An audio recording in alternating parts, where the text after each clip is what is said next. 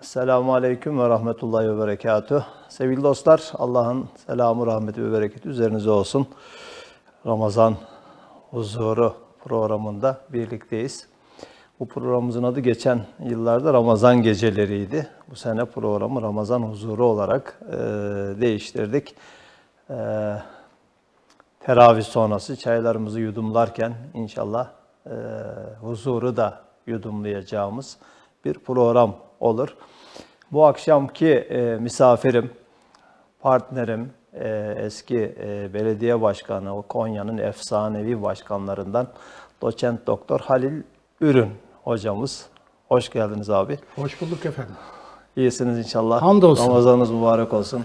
Sizin de mübarek olsun. Bütün dostlarımızın Dost TV aracılığıyla Ramazanlarını tebrik ediyorum. Allah razı olsun.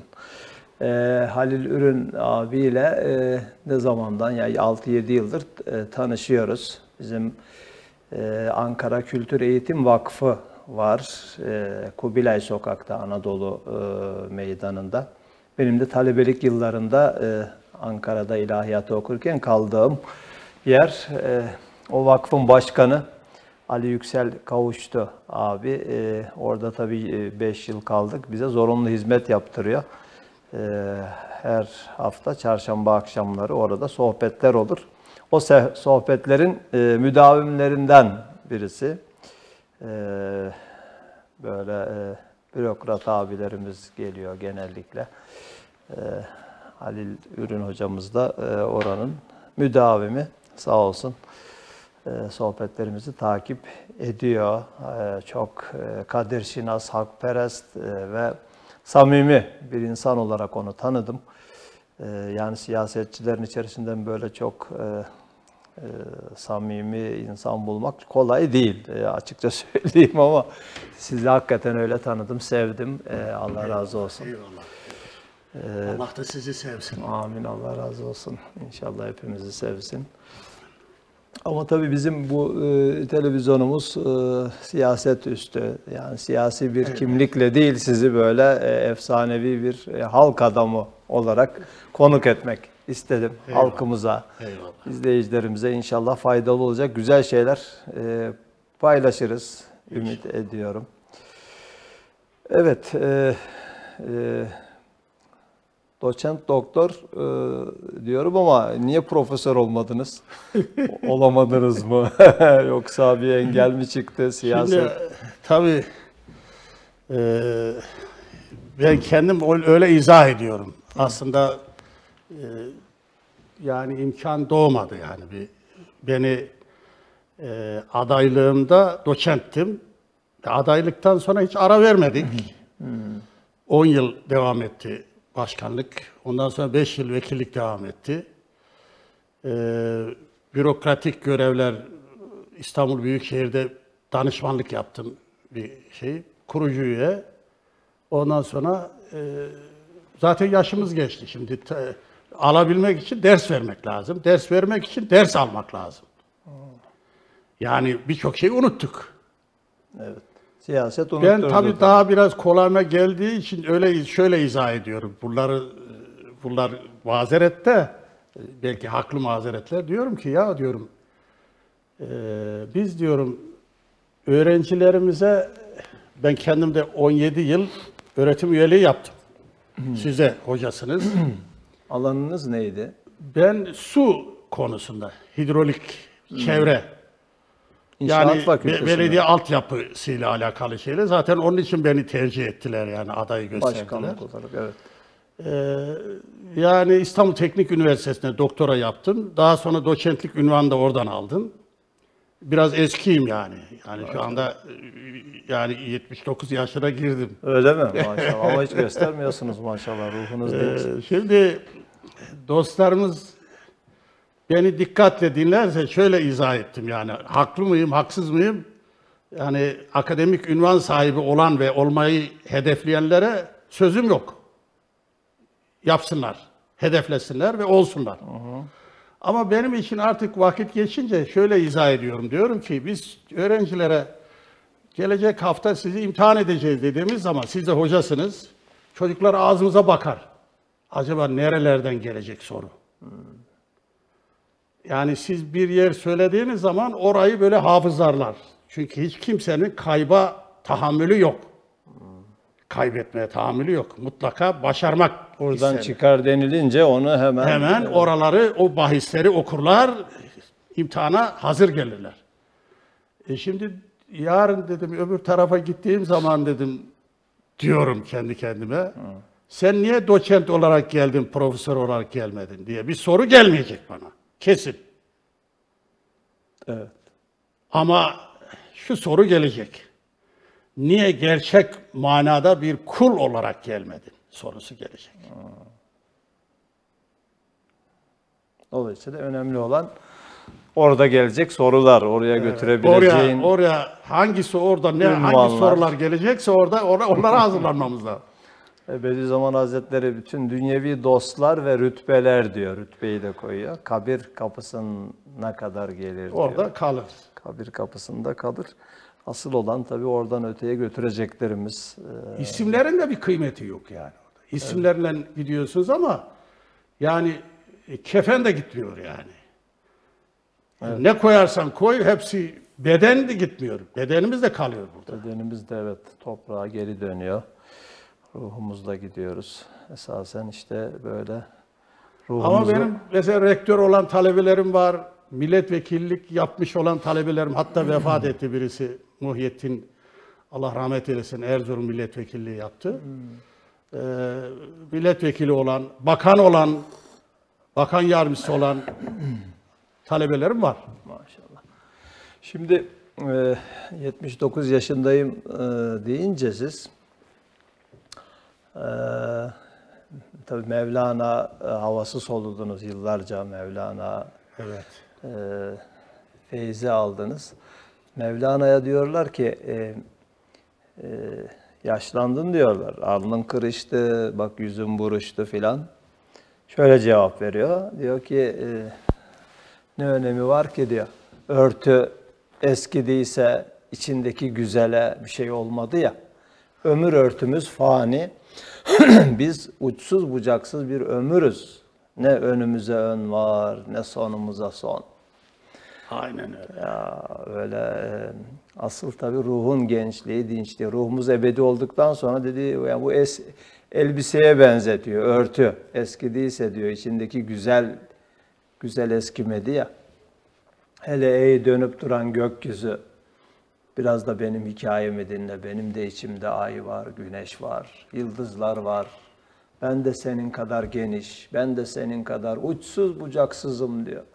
Yani sonsuzluk inancı insana böyle bir dinçlik, böyle bir enerji en yaşlı zamanında bile verebiliyor elhamdülillah. Şimdi insanoğlu kendi kıymetinin farkında olsa çok daha dikkatli olur. Ne kadar değerli olduğunu farkında olsa kendi Değil mi? yaratıcısının nezdinde. Şimdi bugün sizin vaazınızı dinledim. Cuma'da oraya da hasbelkader bulundum. İftar saatini anlatırken, iftarı anlatırken ne kadar güzel. Yani iftara düşünün ki bir büyük sofra, yani milyonların iştirak ettiği bir sofra. Milyonların iştirak ettiği bir sofra. Sadece böyle bizim kendi aile bireylerimizin iştirak ettiği bir sofra değil. Evet. Büyük resmi düşünürsek. Büyük resmi düşünerek bakmak lazım yani. Evet. Aslında hem Müslüman hem gayrimüslim. Bütün insanlık onun sofrasında. Ya. 7 milyarın üzerinde insan, onu inkar edenler de onun sofrasında.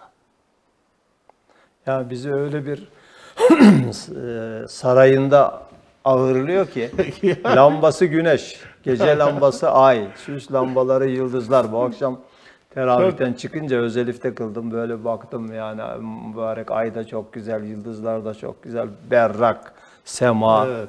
parlak bir gökyüzü.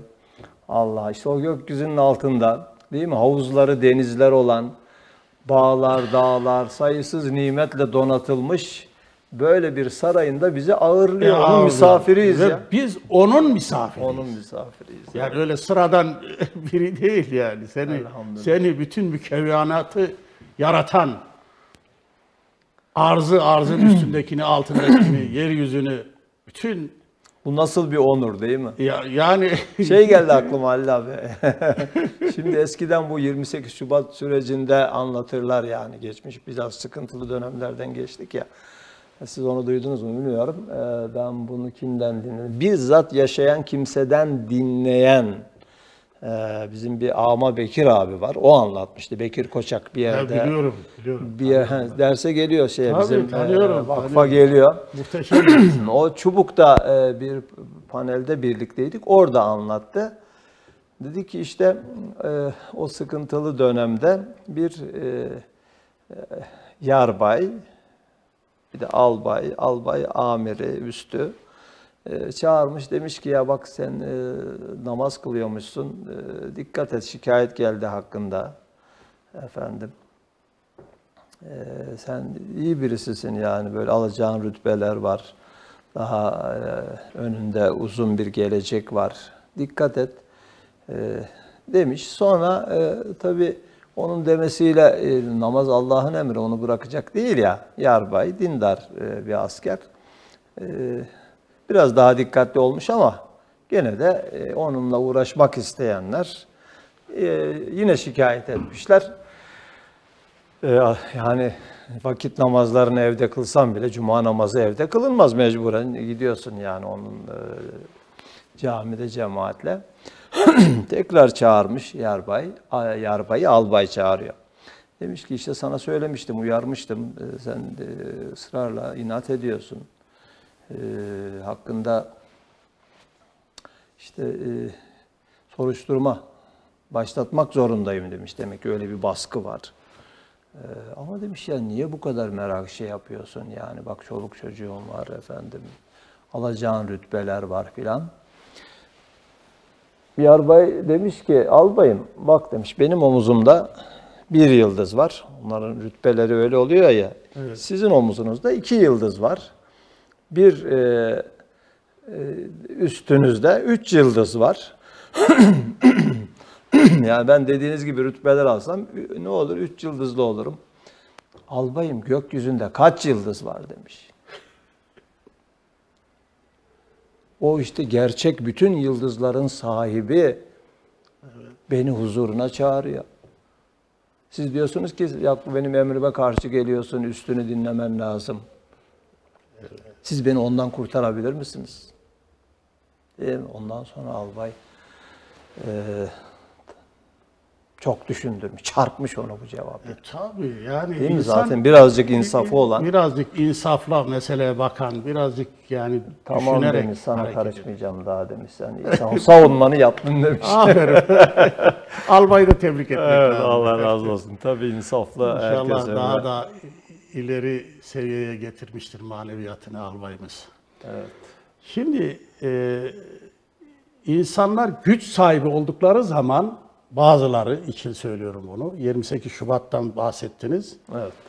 Bir 28 Şubat hatırasıdır kafamda böyle. Benim kendimle ilgili olan bir 28 Şubat hatıram var, o biraz uzun. Selam vermek vesaire ile ilgili, yani selam niye verdin? Yani elini sallayarak selam niye verdin diye sorguladı bizi valinin yanında. 28 Şubat çok ağır, böyle yani kendinde güç gören bir zümrenin Tabii, topluma yaşattıkları, yani. tabii yaşattıkları. Şimdi bir Mevlana Hazretlerinin anıldığı bir programda Selçuklu Belediye Başkanımız, çok kıymetli bir insan, halen de sağ, Allah hayırlı uzun ömür versin. Amin. Muttaki, musalli bir insan. Toplantıda konuşma yapıyor. Açılış konuşmasında diyor ki herkes gidecek oraya diyor. Herkes. Herkes hesap verecek. Mühendis de hesap verecek. Efendim, vali de hesap verecek. Paşa da hesap verecek. Deyince paşalığı hep böyle bazen böyle şey yapan, reddedenler, birisi o da orada. Sen nasıl benim adımı şey yaparsın böyle, ben nasıl hesap vereceğim, beni küçük düşürecek tarzda konuşursun diye. Allah Allah. Onu kastederek söylemiyor. Samimi olarak herkesin, toplumun bütün kesimlerinin, kesitlerinin hesap vereceğinden söz ediyor. Ama o güç sahibi kişi, zat, güce sığınarak, ya güce sığınarak biz laf etsek, biz Allah'ın gücüne sahibiz yani. Değil mi? Nezaketin ötesine çıkmıyoruz hiç.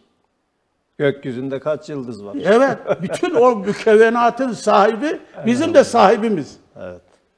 Yani azıcık bir düşünmek lazım. Şöyle. Hatta disiplin soruşturması oldu falan, bir kınama cezası geldi yani o dönemde. Öyle geçti. Hak etmediği bir şey. İman insanı insan eder. Belki insanı sultan eder. Evet, hakiki imanı elde eden adam kainata meydan okuyabilir. Bu tabii sadece fantazi bir söz değil. Yani bunun çok örnekleri var. Özellikle o dönemde böyle güç sahiplerine. Hani bir hadis var ya, Allah'ın en hoşuna giden söz, zalimin yüzüne savrulan hakikat sözüdür. Yani o dönemlerde böyle dik duranlar, boyun eğmeyenler, hakkı savunanlar çok kazandılar. Siz şiir okuyorsunuz ya, Akif'in o ne diyor? Zulmü alkışlayamam. Zalimi asla Asla sevemem. sevemem. Gelenin keyfi için geçmişe kalkıp sövemem. Biri ecdadıma saldırdı mı hatta boğarım. Boğamazsam da hiç olmazsa yanımdan kovarım. 3,5 soysuzun ardından zağarlık yapamam. Hele hak namına haksızlığa ölsem tapamam. Doğduğumdan beridir aşığım istiklale. Bana hiç tasmalık etmiş değil altın lale. Yumuşak başlıysam kim dedi uysal koyunum. Kesilir belki fakat çekmeye gelmez boyunum. Kanayan bir yara gördüm mü yanar ta ciğerim. Onu dindirmek için çifte yerim, kamçı yerim. Adam aldırmada geç git diyemem, aldırırım. Çiğnerim, çiğnenirim, hakkı tutar, kaldırırım. Asıl olan hakkı tutup kaldırmak. Hak. Sonra Hakkı tutup kaldırdığınız zaman kendiniz de yüceliyorsunuz. yani biz çünkü onu yücelttiğimiz kadar kendimiz de yüceliyoruz, evet. Kendi yücelmemiz de ona bağlı. Hakka teslim olmamıza bağlı. Ben şuna çok dikkat ediyorum, yani dikkat etmek istiyorum. Hiç kimse zalimliğiyle övünmüyor. Ona bir kılıf buluyor, zalimliğini böyle masum gösteriyor. Hiç kimse yanlışıyla övünmüyor. Ona bir kılıf buluyor, kendini masum gösteriyor. Doğruyu, hakikati, gerçeği, mutlak doğruyu hep göz ardı ediyor. Kendi yanlışlarını bir takım bahanelerin arkasına koyarak Peki o zaman masum gösteriyor kendini. mutlak doğrunun referansı nedir? Yani mutlak doğru, yani doğru ona göre doğru, buna göre doğru, Değil mi? öbürüne göre doğru, Bu felsefede varlıklı de- adama göre doğru, Tabii. Rütbe sahibi olana göre doğru. Rütbesi çok yüksek, kendi doğruları var. Değil mi? Hangisini kabul edeceğiz? yani? Bunları hemen alıp başımızın tacı mı yapacağız? Yani bir tane doğru olmalı. Ve bunun sahibi her şeyin sahibi olmalı. Bir tane deyince geçen önce ben bu programda Ankara müftümüzü konuk ettim. Benim de hiç dikkat etmediğim bir şeye dikkat çekti. Bir ayet okudu. Allahu veliyyüllezine amenu yuhricuhum minez-zulümati ilen-nur. Burada zulümat dedi. Allah müminlerin dostudur. Onları zulümattan nura. Zulümat, zulmet tekil, zulümat çoğul. Yani zulümat çoğul olarak kullanılıyor ama nur tekil olarak kullanılıyor dedi. Çok hoş bir şey. Demek ki yani hak dediğiniz Hak bir bir, olur, bir bir tane, olur. evet. Ama karanlık yollar, Bir sürü olur. sapık yollar, dalalet yolları çok. Evet yani o referans çok önemli. Bu felsefede de tartışılmış. Halen liselerde okulan yani epistemoloji var, bu bilgi felsefesi. Doğru bilgi var mıdır? Mutlak doğru var mıdır? Yok mudur? Felsefeciler tartışmışlar. Bir kısmı demişler yok, yani herkesin kendine göre doğruları vardır. Ama mutlak doğruyu inkar etmişler. Yani bana soruyorlar, dedim ki ben evet, yani eğer Allah'tan gelen bilgileri, açıklamaları yok sayarsanız doğrudur. Yani herkesin doğrusu kendine göre olur. Mutlak doğru olmaz. Mutlak doğru mutlak varlıktan gelir. Tabii. Değil mi? Dolayısıyla doğrunun Ve tektir yani. tektir. Sizin biraz önce ifade ettiğiniz gibi tektir. yani zulümatla mukayese ettiğimizde Evet. Nur tekil Nur, olarak kullanılıyor. evet. Yani bu güç tabii maalesef birçoklarını bu bakımdan farklı farklı yollara onları çekmiş.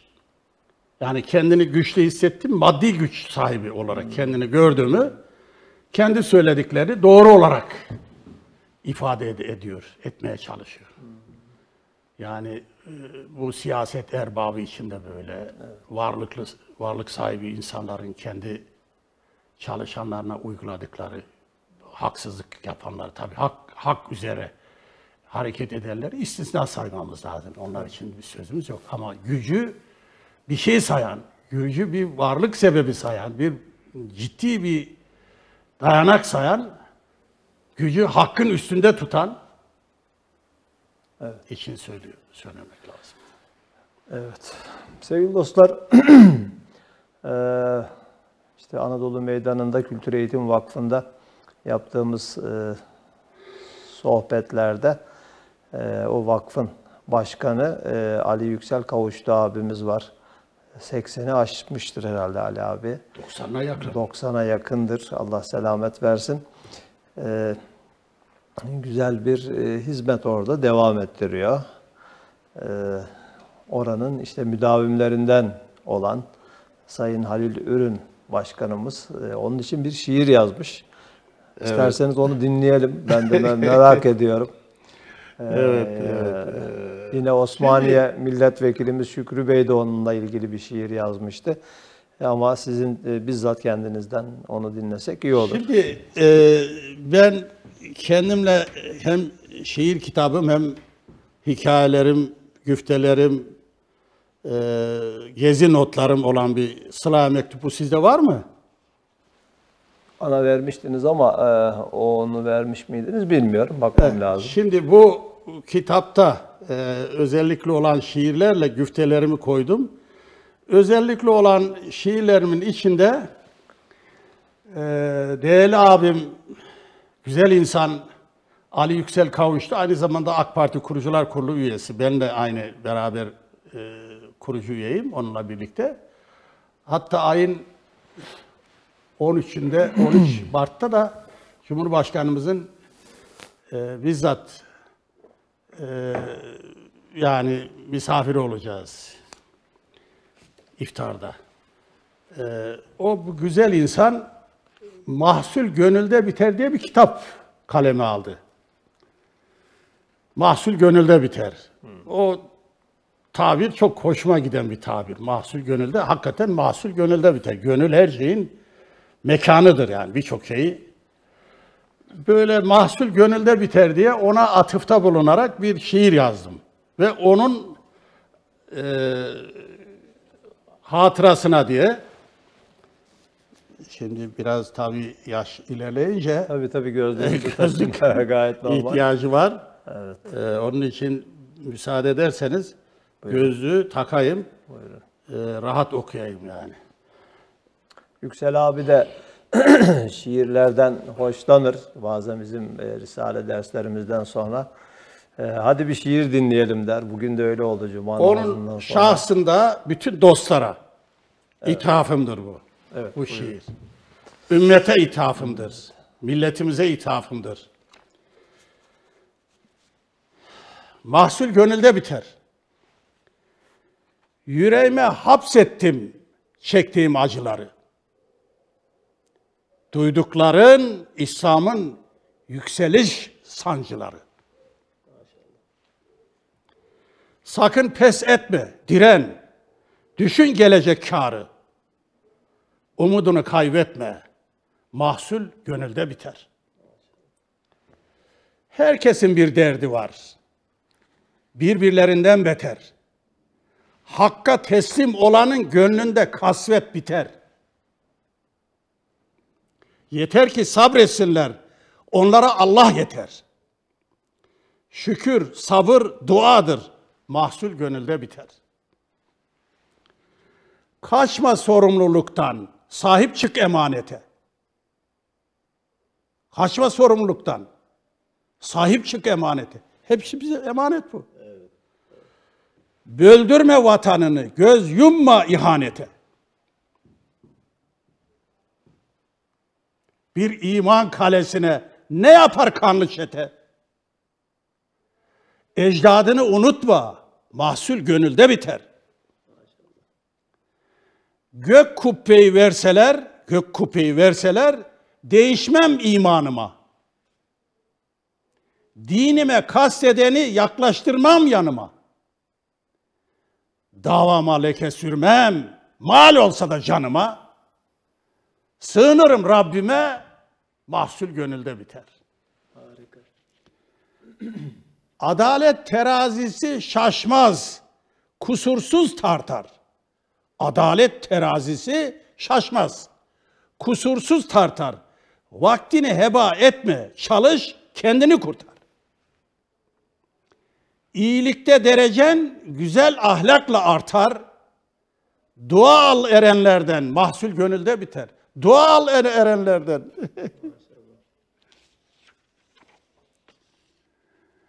Bu acı bir imtihan.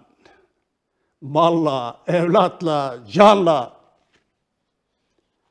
Bu acı bir imtihan. Malla, evlatla, canla. Sonu kutlu bir müjde. Ne olur? İyi anla. Bugün bilmediklerin anlaşılır zamanla. Kararını ver kurtul, mahsul gönülde biter. Bu hayat serüveni bir gün sona erecek. Aziz dostlar, hepimiz için bu böyle. Bu hayat serüveni bir gün sona erecek. Yaptığın her şey tek tek defterine girecek. Asıl o gün iyiler kolay hesap verecek. Al gönlüne Rabbini, mahsul gönülde biter. Yoksul ekmeğe muhtaç, zenginde baca tüter. Şöhretliysen, zenginsen ayıbını o örter. İstisnalarını hariç tutarak söylüyorum ama genelde bir genellemedir bu. Yoksul ekmeğe muhtaç, zenginde baca tüter. Şöhretliysen, zenginsen ayıbını o örter. Bu adaletsizlikten yeter, Allah'ım yeter. Hayale bel bağlama, mahsul gönülde biter. Kendim de katayım dedim. Uyan da kendine gel, ürün gönülde biter. Ürün de mahsulle aynı. Maşallah. Evet, harika. Gönlünüze sağlık Cenab-ı Hak. Gönlünüzdeki böyle mahsullerin meyvelerini artırsın inşallah. Evet, bunu buraya koyduk. Bu öyle diyor Mevlana. Bu gönül arsasının ucu bucağı yok diyor. Yani insanın bütün gördüğü, dışarıda gördüğü güzellikleri, yaşadığı güzellikleri, Allah adına edindiği tecrübeleri hep böyle gönlünün gönül güzelliği olarak sonsuzluğa götürecek. Bütün onları. Gönül zenginliği dediğimiz şey işte bu. Maşallah çok güzel olmuş. Bunu ben birkaç kez o derste... Ben bu şekilde bir defa hatırlıyorum ama şimdi tam... Size şiiri çok seviyorsun. Şey oldu, evet. Sizin maşallah çok gönlüsünüz. Evet, şiiri severim. Tebrik ediyorum. Allah razı olsun. Evet. Evet, bu arada saatlerimiz ilerliyor. Bu sizin not ettiğiniz, bu akşam için not ettiğiniz hususlardan birisi. Ben merak ettim onu. Sultanahmet bizim mi? Evet. Başlığını taşıyor. Onu dinleyelim sizden. Şimdi benim böyle çok ilginç şeylerim olur. İlginç yaklaşımlarım olur. Ama yani tutarlı olmasına dikkat etmeye çalışırım. Bazen Kantarın topuzu kaçabilir. Bazen yani dışına da çıktığımız olur ama genellikle tutarlı olur. Tutarlı olmaya çalışırım. Ben akademisyenliğim esasında sene 73. Kaç sene geçmiş aradan. İngiltere'de Bristol'dayım. Lisan okuluna devam ediyorum. Lisan okulunda tabii her İngilizce bilmeyen milletlerden talebeler var okulda. İngilizce öğretimi için gelmişler. Ben de onlardan biriyim. Bir Japon genci. Ama yani 20 yaşlarında falan. Ben o tarihlerde 35 yaşlarında. Ondan bir 15 yaş büyüğüm yani. O bana göre çok genç. Merak ettim. Kırık dökük İngilizcemle kendisiyle böyle bir şeye girdim. Bir diyaloğa girdim. Dedim ki ya dedim sizin bu dedim alfabeniz ben biliyorum ki dedim çok böyle şekillerden ibaret bir alfabe. Çok öğrenilmesi çok zor. Evet dedi. Ancak 4 senede 5 senede pekiştiririz dedi. Ya dedim bizim gibi yapsanız siz de dedim. Bak dedim biz de dedim alfabemizi beğenmedik dedim. Latin alfabesini aldık dedim. Size dedim bu Latin alfabesini alın dedim. Geçin ona dedim. Ne cevap gelecek diye merak ettim. Yani değişti, yüz hatları değişti, ciddileşti. 20 yaşında bir genç. Evet. Biz asla dedi alfabemizi değiştirmeyiz dedi. 2 sebepten dolayı dedi. Birinci sebebi dedi, bizi geri bıraktırmamıştı bu alfabe dedi. İngiltere'nin vitrinlerine bakın dedi. Bizim elektronik malzememiz süsler o vitrinleri dedi. Niye değiştirelim ki? O yıllarda Japonya bayağı gelişmiş tabii. Tabii. Üstelik atom bombası atılan bir ülke. Ona rağmen Kısa zamanda Almanya ile birlikte onlar kendilerini müthiş bir toparladılar. çıkış yaptılar. O öyle de dedi. Onu hadi geç de dedi. Asıl dedi vazgeçemeyeceğimiz bir şey var dedi. Bizim bütün bir tarihimiz bu alfabeyle yazılmıştır dedi. Allah Allah. 20 yaşındaki bir genç. Bilince bak şuura Bizim bak. abidelerimize bu alfabe kazılarak işlenmiştir dedi. Ya değiştirirsek O gelen böyle derken gençler. ben kendimi hayalen yani tabii Bristol'dayım ama İngiltere'de hayalen Sultanahmet'in o muhteşem eserin abidenin önüne taşıdım kendimi. Hayalen taşıdım. Hayalen gittiniz. Evet. Taşıdım. Eğer dedi biz dedi bu alfabeyi değiştirecek olursak bütün o abideleri, o tarihi, o kültürel değerlerimizi hepsini yakıp yıkmamız lazım dedi. Ben kendimden sonraki nesle böyle bir miras bırakamam dedi. 20 yaşındaki genç. Ondan bunları işitince ben de kendimi Sultanahmet'in karşısına böyle hayalen durdum orada. Arkadan bir turist elini omuzuma vurdu. Şöyle döndüm turiste. Turist bana soruyor diyor ki bu eser sizin mi? Evet bizim diyorum. Şu ibareleri bir okur musunuz diyor bana. Okuyamıyorum. O eserin sahibi olduğumu ispat edemiyorum. Ya. Çok acı. Çok acı. Evet. Şimdi bu hale geldik. Endülüs medeniyeti biliyorsunuz büyük bir medeniyet. Oradaki biraz aklı başında olanlar geçmiş kendi tarihlerini tabii yapıyorlar, suçluyorlar. Binlerce ciltlik eserlerin nasıl yakıldığını, fanatiklerin yaktıklarını ancak 30 tane, 40 tane eserden bugün büyük bir medeniyet maddi medeniyet ortaya koyduklarını söylüyorlar. Eğer o tamamı kalsaydı biz onunla fezaya keşfederdik, fezayı bulurduk yani, fezaya uçardık. Yani İslam medeniyetinin ne kadar yüce bir medeniyet olduğunu Biz niye biz farkında değiliz yani biz kendi? Yani bu Toynbee gibi tarihçiler, insaflı Avrupa tarihçileri de biz Rönesans'ı, Reformu Endülüs'e borçluyuz diyorlar. Yani onlar da o ilhamını oradan almışlar. Oradaki o dediğiniz gibi göz kamaştıran İslam medeniyetinden almışlar. Halen yok edilmiş ama kalıntıları bile mesela Elhamra Sarayı filan turist çekme rekorları kırıyor orada. Çok hoş bir anı ya. Ben bunu ilk Yani dinledim birisi sizden. geliyor kafasına göre bir şey uyguluyor. Yani Ya. kendine göre, kendi mantığına, kafa yapısına göre onun verimli olacağını düşünüyor. Topluma yararlı olacağını düşünüyor ama toplumu temelden dinamitliyor. Yani Bu nasıl bir dünya ya? bütün bir millet bir gecede cehalet karanlıklarına, yani lambaları söndürürse şehrin ışıkları. Bu akılla, izanla, ülkenin şuurla ışıkları. izah edilecek bir şey midir yani?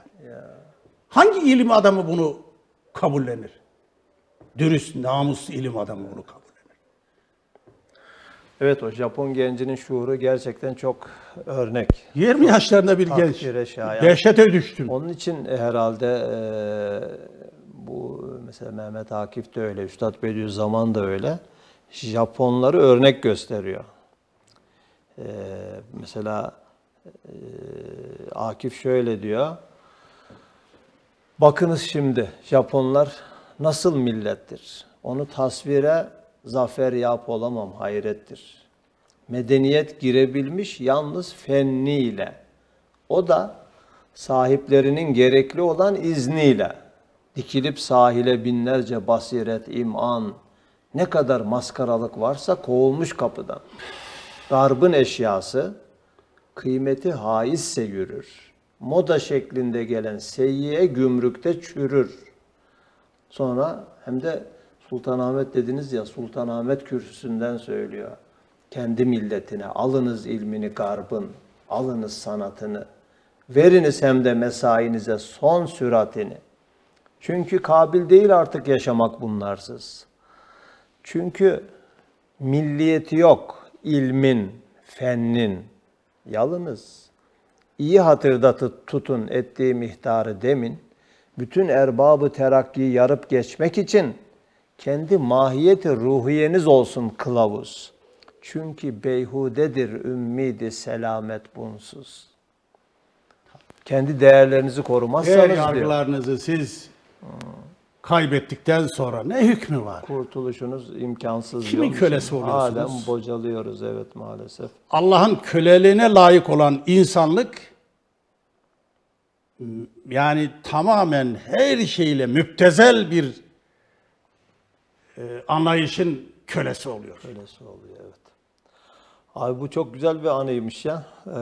Yani İngiltere, Bristol, Japon gencinin o duruşu. Evet. Allah bizim gençlerimizi de nasip etsin. Öyle bir tarih şuuru. Yaşlılarımıza da razı Yaşlılarımıza da. Evet. İstisnalarını ayırıyorum tabii. Çok güzel insanlar var yani toplumumuzda. Evet. Bu hassasiyetleri koruyan, bu hassasiyetlerin arkasında duran, onları o köklü medeniyeti savunan. Cenab-ı Hak sayılarını çoğaltsın inşallah. Amin. Peki bir ara vereceğiz. Kısa bir ara. Evet. İnşallah ondan sonra bu güzel sohbetimiz devam edecek. Sevgili dostlar, Ramazan huzurunu efendim çayımızla birlikte yudumlamaya devam edeceğiz. Bizden ayrılmayın. Evet tekrar birlikteyiz. Mübarek bir Ramazan gecesinin içine doğru girerken Ramazan huzurunu yudumluyoruz. Evet bugün çok değerli, tecrübeli bir abimiz efendim eski Konya'nın efsanevi başkanı Doçent Doktor Halil Ürün ile birlikteyiz. Profesör olamayan.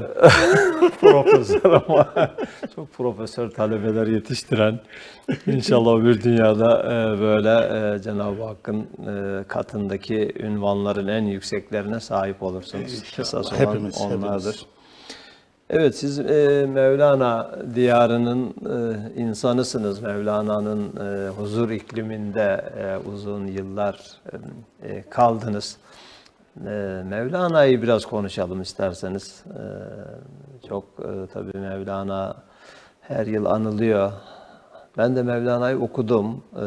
Askerlik yaparken, bunu size söyledim mi bilmiyorum ama Burdur'da kısa süreli bir askerlik yaptım. 55 gün. Orada Burdur Topçu Tukayı'nda camide Tahirül Mevlevi, Şerhül Mesnevi vardı. Dolayısıyla onu okudum. Bir cildi yoktu orada. Son cildi. Son cildine kadar okudum. Bir ajandan not çıkardım. Yani ajandayı doldurdum. Ben okuduğum kitapları not çıkararak okurum. Sonra geldim radyo programları. O zaman televizyon yoktu. Radyoda efendim ne olursan gel diye bir program yaptım. O aldığım notları sonra hatta o Mevlana'nın hikayelerinden seçme hikayeler diye kitap da çıkardım Mevlana ile alakalı. Hatta 10 baskıdan fazla baskı yaptı o kitap. Çünkü Mevlana'nın hikayelerine bir de çağın Mevlana'sı olan Bediüzzaman'ın sözleriyle birlikte onları sentezleyerek yani orijinalliği oradaydı. Onu inşallah yeniden bastıracağız. Sonra burada orada olmayan cildi de tamamladım. Sonra baktım ki Mevlana sadece Mesnevi'den ibaret değil. Divan-ı Kebir'ini okudum. 7 cilt. Her cildinde binlerce şiir. Yani Mevlana inci dolu bir deniz buldum ben. İşte fihi ma fihi var, mecalisi seba var, mektubatı var, mektupları. Hepsini okudum yani. Ben bir Mevlana uzmanı Aynen öyle. diyebilir. Çünkü sonradan tekrar okudum o şiirleri. Okudukça içim açılıyor çünkü o şeyleri. Ama işte yani insana bir aşk veriyor. Evet. Yani Aslında Bediüzzaman Hazretleri'nde ibareleri aşk dolu. Aşk yüklü. Evet. Şiir gibi. Ben ona dair de bir şey getirdim yani şiir yani bana göre ben şairim aynı zamanda. Şiir dili ile yani ifadesi var onun. Sadece onu okuyup geçmek istiyorum yani bir. Ama evvela Mevlana ile ilgili bir şey. Sonra çağın Mevlana'sına gelelim. Evet yani iki Mevlana'yı. Mevlana'yı bu akşam şu şeyleri alabilir miyim şunları? Olalım. Evet. Şimdi Allah rahmet eylesin. Şimdi bizim tabii andıklarımızın çoğu, ismini andıklarımızın çoğu rahmeti Rahman'a kavuştular. Konya'da biz Mevlana Hazretlerinin anıldığı bir hafta vardır. Yani Şebi Arus ayrı. Şebi Arus. Bir onun maddi yönünü yani işte semayla yine manevi bir ifadeyle semanın da yine bir dua niteliğinde olduğu söylenir. Ama daha çok fikri yönünü biz belediye olarak üstlendik. Vilayet sema gösterilerini üstlendi. Biz de fikri tarafını ele alalım dedik. Onun için de hatipler çağırdık yani Mevlana dostları. Siz maşallah bu kadar vakıf olan beni tanımıyordunuz o zaman. Tabii o zaman sen çok küçükmüşsündür yani. Belki de okumamışsındır daha o şeyleri. Benim bahsettiğim 90'lı yıllar. Evet. Ama şimdi inşallah yine size ihtiyaç olur. Gidersiniz ve yine onun Mesnevisinden, Divan-ı Kebir'inden mısraları orada terennüm edersiniz. İnşallah. Profesör Doktor Saffet Solak diye bir kıymetli bir insan, merhum hocamız İzmir'de, Ege Üniversitesi'nde 9 Eylül'de profesör, tıp profesörü. Tabii şeyi de felsefe de okumuş, yani felsefe de biliyor. Çok etkili bir anlatımla, üslupla anlatır anlattıklarını. Ben de onun hep çok ciddiye alarak onu her seferinde, her Mevlana haftasında onu çağırırım. Mevlana etkinliklerine çağırırım. O gelir orada konferanslar verir. yani insan ve İslam diye ya da işte başka isimler altında, konular altında fikrini ifade eder. Bir şey çok hoşuma gittiği için burada arz etmek istiyorum yani değerli izleyicilere, Buyurun, dinleyelim. dostlarımıza. Şimdi bir padişah evinde, sarayında doğan besliyor. Yani bunu tabii kıyaslayacak yani İslam'la kıyaslayacak. Sembolik hikayeleri var onun. Evet, Onlardan bu birisi. hikayeyi onunla kıyaslayacak. Doğan her şeyiyle, her şey ne istiyorsa önüne geliyor. Çok bakımı çok iyi, çok şey. Doğan kafasına göre diyor ki ya ben burayı, bütün bu debdebeyi, bu şatafatı falan, bu bakımı beğenmiyor. Saraydan kaçıyor. Evet. Yani bugün bizim ümmetin İslam'dan kaçtığı gibi. Belki de oraya getirecek, evet.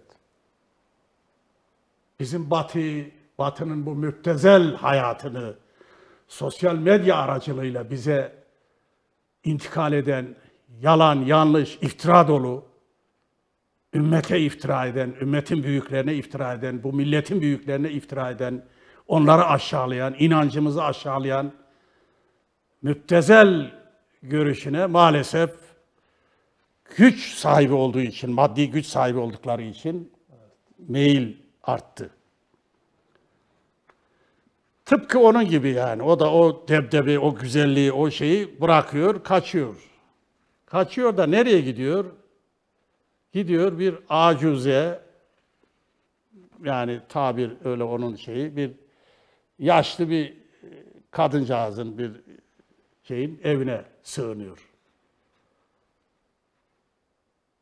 Kadın bakıyor, seni de bakmamışlar sana, bak tırnakları onun silahı. Tırnakların uzamış, kimse senin tırnaklarını kesmemiş. Kıt kıt kıt kıt tırnaklarını kesiyor. Onu o silahından mahrum ediyor. Gagası da silah. Gagan uzamış, bak bunu da bak, onlar da kesiyor. Baksana şu haline bak, sen ne hale getirmişler seni, kanatların onun uçma organı olan kanatlarını da kesiyor. Doğan köşeye böyle büzülüyor. Her türlü şeyden mahrum. Arar hale geliyor o şeyi. Padişah haberi oluyor. Padişah diyor ki Doğan'ımı bulun diyor. Şey yapın diyor. Bakın bakalım. Bakıyorlar, ediyorlar falan filan. Araştırıyorlar. O kadının evinde buluyorlar.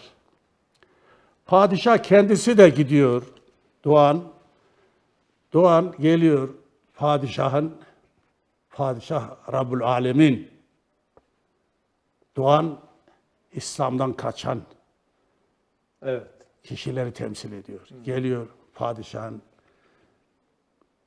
boynunu böyle önüne bırakıyor ve ona şöyle sesleniyor. Doğan. Evet. Bunu bir dua gibi, doğanın duası gibi yani bunu artık sen İslam'dan kaçan o müptezel hayatı benimseyenlere bir nazire. Diyor ki Doğan, çok Merak ettim bakalım. ey kerim olan Şah-ı Ezel. Padişaha yalvarıyor ama Şah-ı Ezel Allah'tır. Sen iyilerden gayrısını kabul etmezsen, iyilerden başkasının yüzüne bakmazsan, kötüler nereye başvuracak? Suçlu. Suçluluk psikolojisi içerisinde. Affetmek ve lütfetmek senin şanından ve sıfatlarındandır. Bu itibarla şayet günahkarlar olmazsa senin bu sıfatların nasıl meydana çıkacak?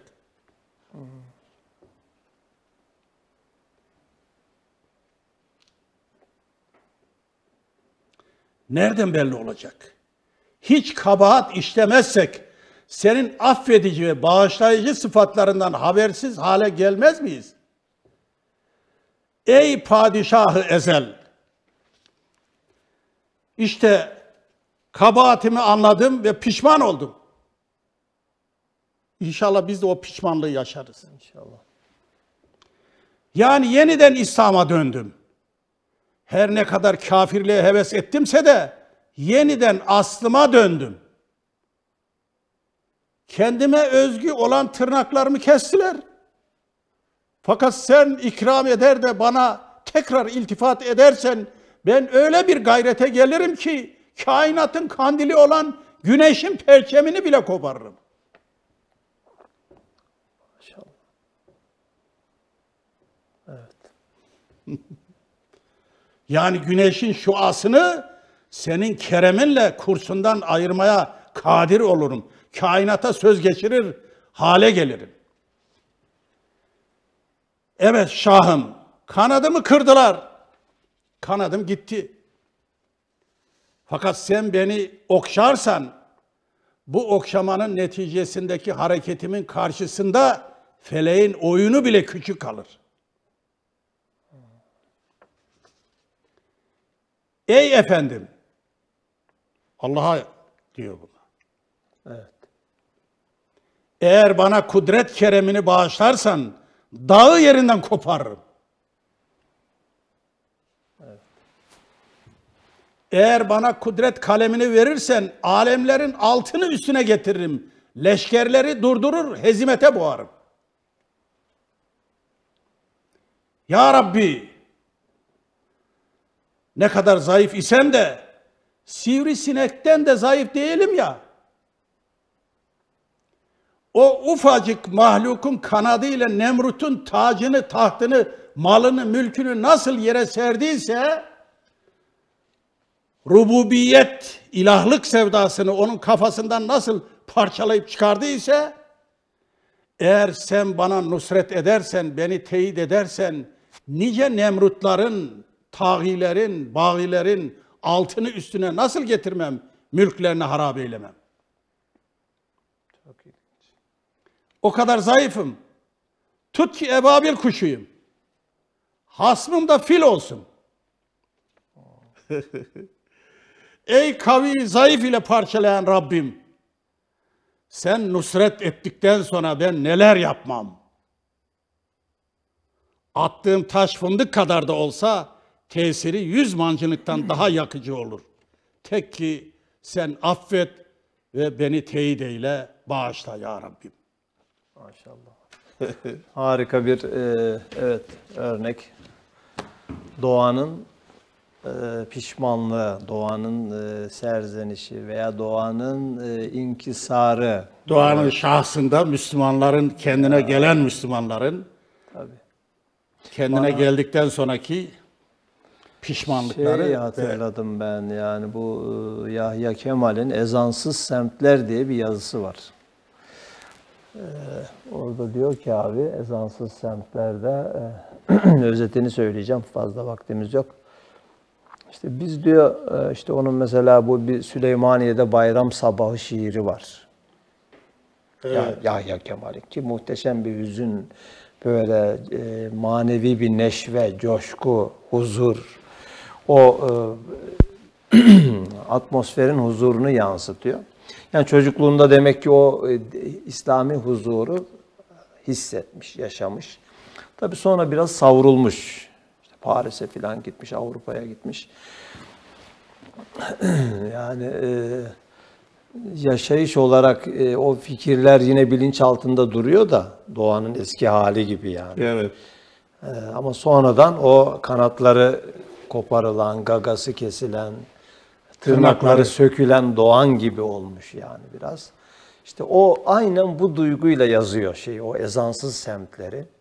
Biz diyor işte sonra o İstanbul'un ezansız semtlerinde biz diyor o ezan sesleri altında manevi huzur atmosferinde büyüdük diyor.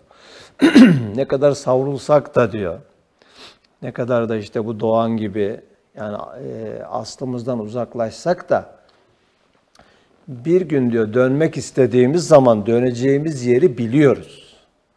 Fakat şimdi diyor bu ezansız semtlerde doğup büyüyen çocuklar bir gün dönmek isteseler de dönecekleri yeri bilemeyecekler diyor.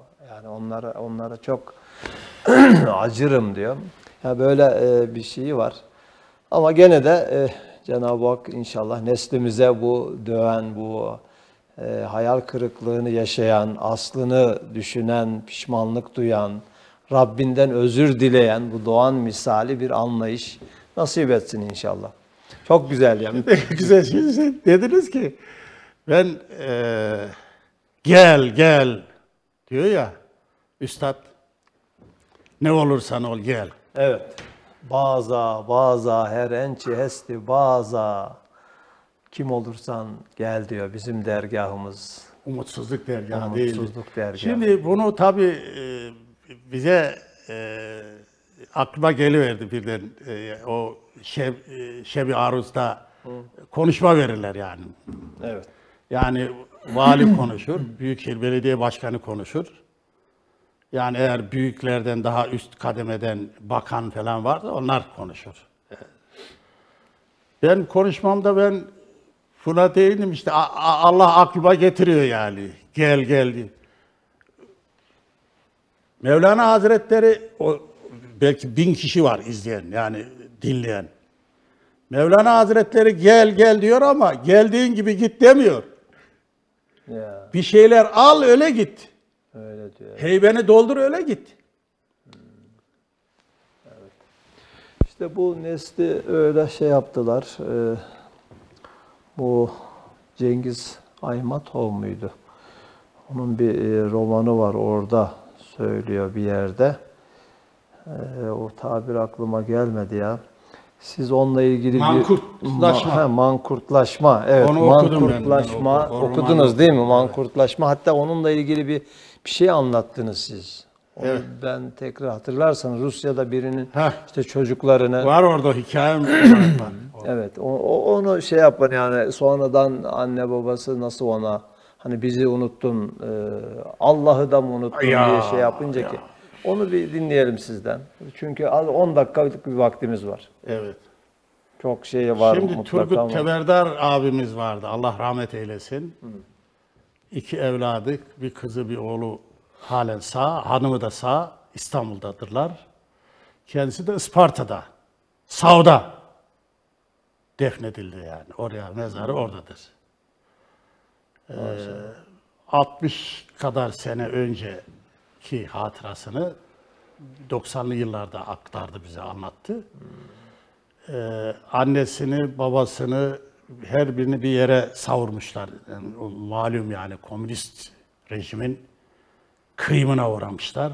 Sürgüne yollamışlar. Abisini bir başka bir yere, Sibirya'nın işlerine. Zalim her hangi şeyden olursa olsun, zalimse zalimdir yani. Zalimliğini yapar.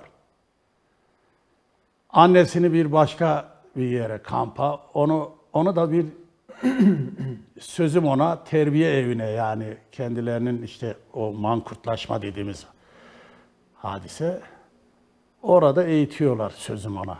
Nasıl eğitimse 5-6 yaşlarında bir çocuk kendisi anlatıyor bunu. Annesi başka bir yerde, annesi oradan kurtuluyor. O teferruatına girmek istemiyorum, kısa kesiyorum bunu. Eğer şey alırsa, pasaport alırsa Türkiye Cumhuriyeti ile bir anlaşmaları var. O pasaportların gereğini yerine getiriyorlar. Fakat çocuğun da kabul etmesi lazım annesini. Tanıyıp evet demesi lazım.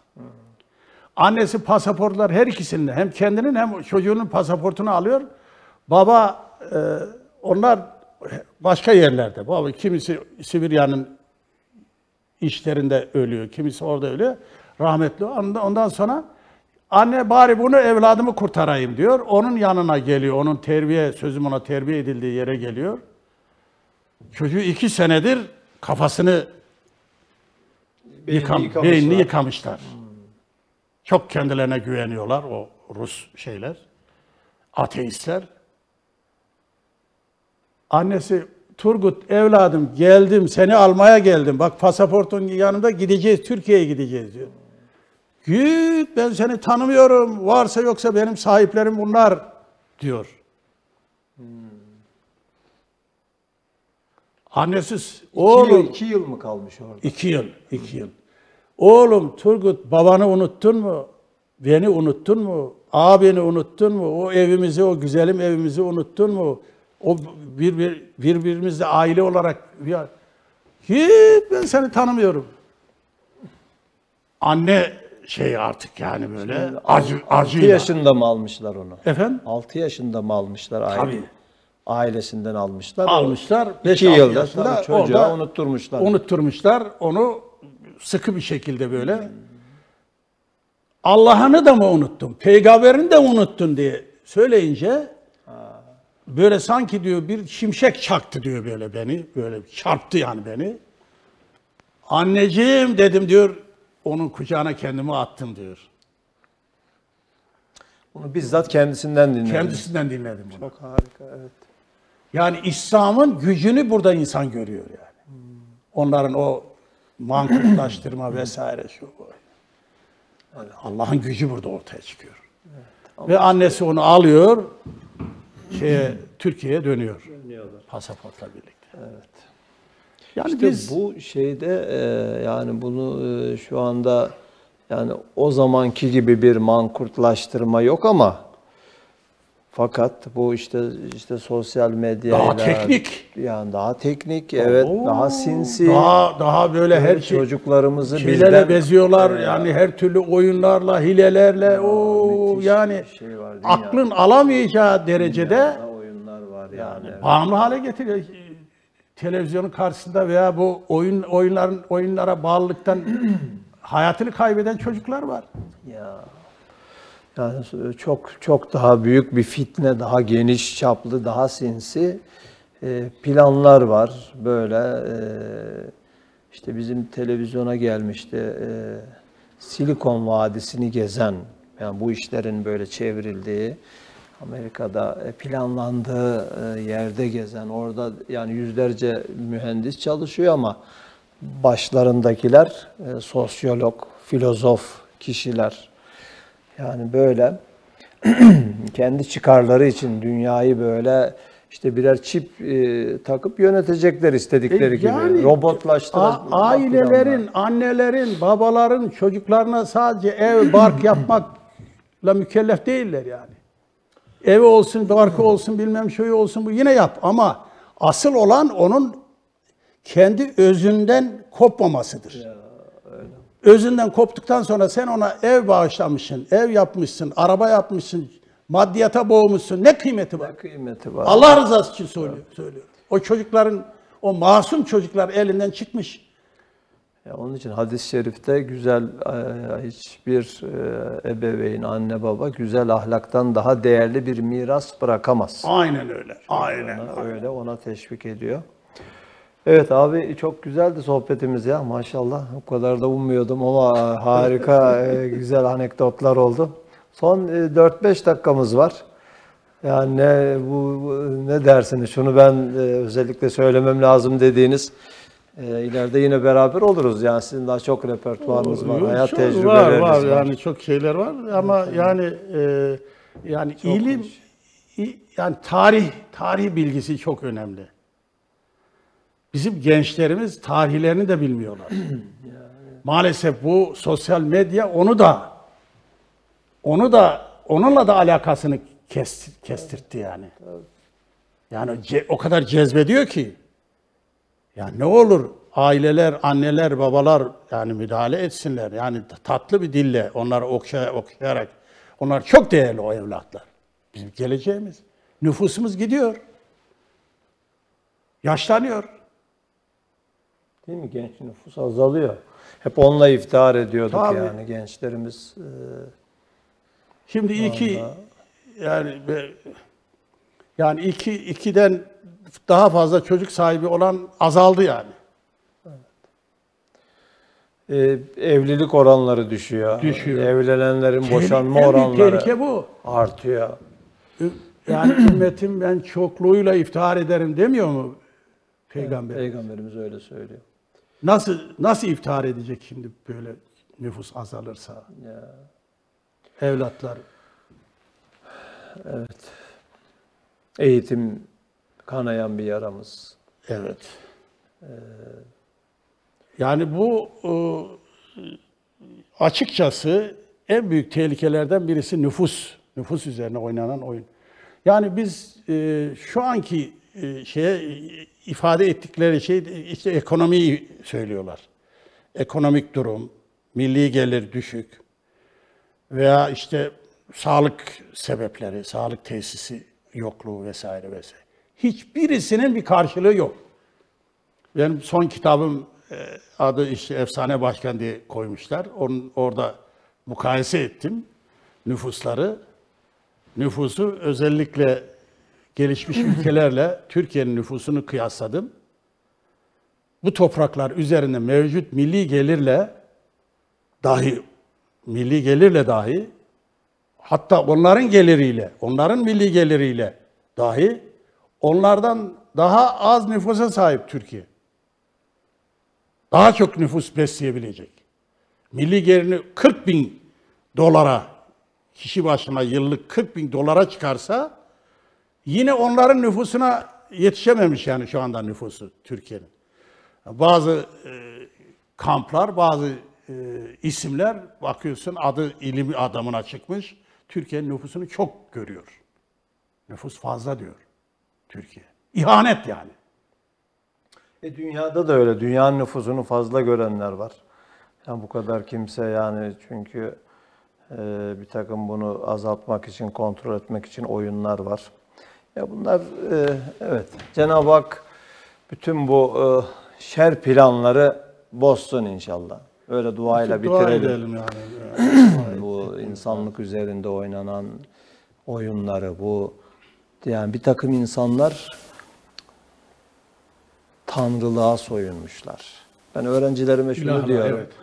Ya böyle tanrı taslaklarının oyunlarına piyon olursunuz ya da gerçek yaratıcının büyük oyununun kahramanı olursunuz. Aynen öyle. Seçim ya. sizin. Ne olur yani onun kahramanı olun da şeref sahibi olun yani. O iş İnşallah. senin şerefini artırır, yükseltir. Ya elhamdülillah. Bunu görmüyor muyuz yani? İnşallah. Seyfettin Hocam. Çok teşekkür ediyorum. Halil abi Allah razı olsun. Diline gönlüne sağlık. Bu Eyvallah. yaşta sevgili dostlar. Ramazan'ın bereketi. Ramazan'ın 79 yaşında gelmiş böyle maşallah delikanlı bir ruhla güzel anılar, güzel tecrübeler paylaştı bizimle. gençlerimize ben şunu söylüyorum. Kendinizin değerini bilin ya. Siz çok kıymetlisiniz ya. Evet. İnşallah. Her kademedeki gence söylüyorum. Her görüşteki gence söylüyorum. Çünkü Allah'ın yarattığı şeyler bunlar. Evet. Allah razı olsun. İnşallah. Çok teşekkürler. Ramazanınız mübarek olsun. Eyvallah, sağ olun. Sevgili dostlar bir başka programda huzur akşamında Ramazan huzurunda buluşma dileğiyle duasıyla sizin de dualarınızı bekliyoruz. Hepiniz Allah'ın yüce kudretine, engin rahmetine teslim olun, emanet olun. Hoşça kalın.